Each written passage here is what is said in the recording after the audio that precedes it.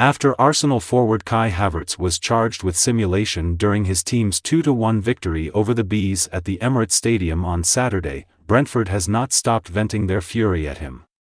After the game, fans took to social media to criticize the German, claiming that he had fallen within the penalty area while vying with Nathan Collins for the ball.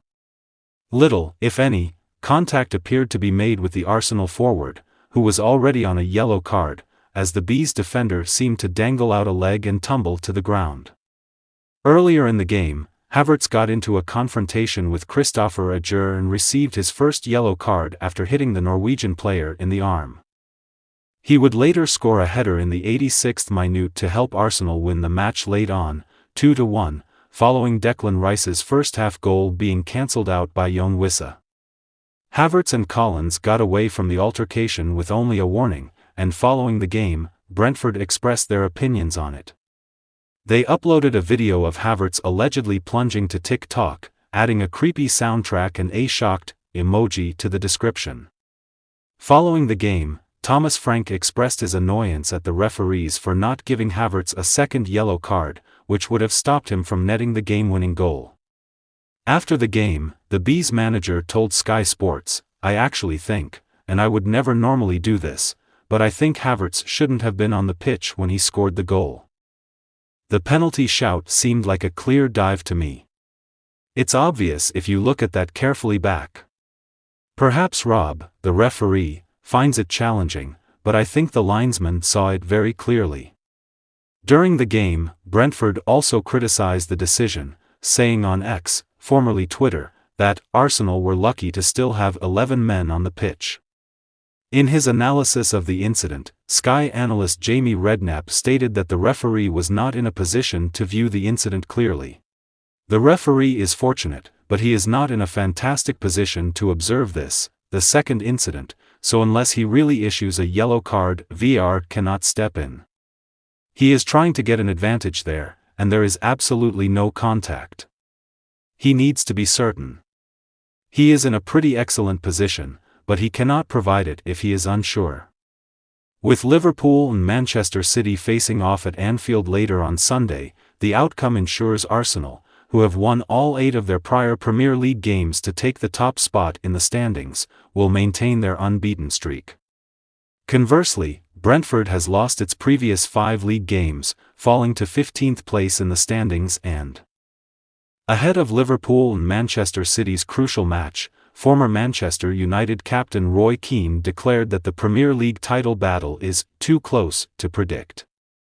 After Arsenal's victory on Saturday night propelled them to the top of the Premier League standings, the Championship rivals will square off at Anfield. With 8 straight Premier League victories, Mikel Arteta's team has increased their chances of winning the championship. Given their previous performance, Keane acknowledged that the Gunners could not be written off in the title fight. He emphasized Man City's recent dominance of the Premier League under Pep Guardiola, as well as Liverpool's will to win the championship in Jurgen Klopp's final season. Keane stated on Sky Sports, "To be honest, if you asked me which camp I'd be in, and I'm including Arsenal, I wouldn't know which to choose. Arsenal is playing incredibly well, they are physically powerful and different from last year, but Man City is a tough opponent because they have Haaland out with an injury and De Bruyne returning after several months away. Every football squad is itching to take home trophies and win games. They have already won 1 trophy this season, but given the background and context of the match with Jurgen Klopp departing at the end, Liverpool, Manchester City, and Arsenal are vying for the championship, and a photo finish is a possibility. As the season draws to a close, 3 teams have a genuine opportunity to win the Premier League for the first time since it began. Even though Aston Villa dabbled in winning the championship and are still in the running, one of Liverpool, Manchester City, or Arsenal will most likely win the trophy in May given the recent results, which indicate the race will be close. 4 of the previous 5 championships have been won by Pep Guardiola's team, and many think they have the experience and skill to win 1 more. However, they've never had to defend against 2 different opponents, which presents an intriguing new aspect. Arsenal and City will both be vying for the top spot in the Champions League, but might Liverpool take advantage of that? In the Europa League, the red stakes are far lower, therefore Jurgen Klopp will be eager to send off in style before departing the team in the summer.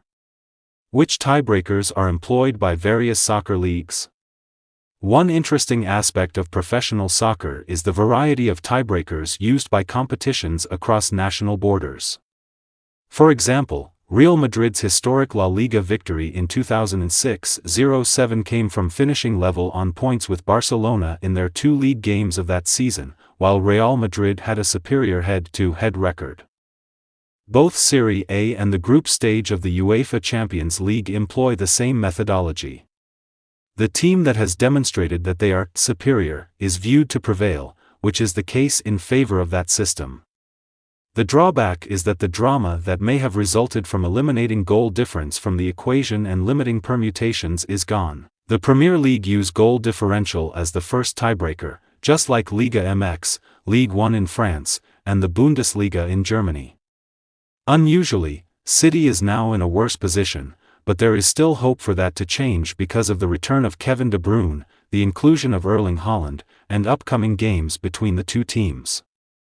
According to Premier League rules, the number of goals scored, then the team who collected the most points in the head-to-head matches, then who scored most away goals in the head-to-head, will determine who finished ahead of who in the table in the unlikely event that two teams finish on the same number of points and have the same goal difference.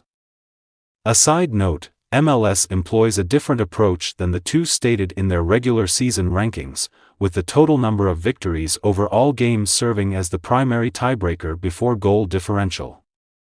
Has goal differential ever been used to decide the Premier League title?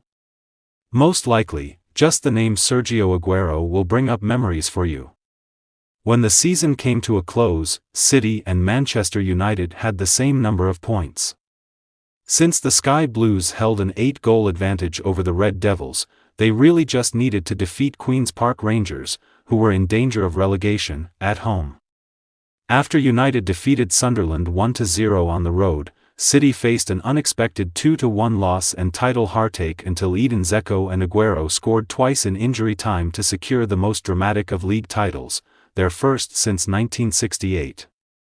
Commentator Martin Tyler of Sky Sport said, "I swear you'll never see anything like this again, so watch it, drink it in." He might be correct, but there's still a slim possibility that May 19 will be just like previous times in history.